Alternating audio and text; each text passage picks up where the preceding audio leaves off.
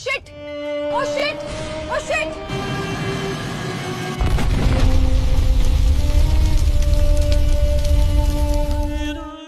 तर सकाळी धुक्यामुळं ती टेबल टॉप रनवेची धावपट्टी विजिबल नव्हती आणि ती दिसत नसल्यामुळं कॅप्टननं हवेतल्या हवेत दोनदा गोल चक्कर मारल्या होत्या. अपेक्षित असलेल्या जागी त्याला रनवेची पट्टी दिसणं जरुरी होती, पण ती दिसत नव्हती. कारण काय, तर त्या रनवेच्या दोन्ही बाजूला नसलेले रनवे लाईटिंग. ही पहा धावपट्टी असं दाखवायला तिथं काहीच नव्हतं. हा पहिला धक्का. दुसरं म्हणजे ऑप्टिकल इल्युजन. नाव ऐकलं असेल, ही टर्म ऐकली असेल तुम्ही.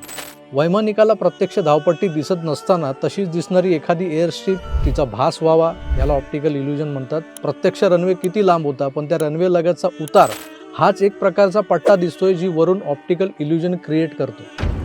या भासमान रनवेमुळं घात झाला. कॅप्टननं लँडिंगची तयारी केली.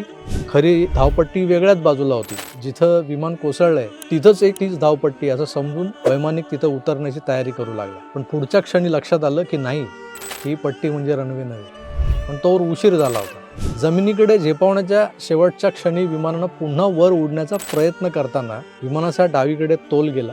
लिफ्ट कमी झाली, टॉल झालं एक प्रकारचं, आणि 8:46 विमान वाकडं होत रनवेच्या शेजारच्या त्या घडीत आदळलं. ठिकऱ्या झाल्या. आगीचे लोळ हवेत उसळले. आतल्या 5 मानवी देहांना अस्ताव्यस्त करत, भाजून काढत काळानं घाला घातला.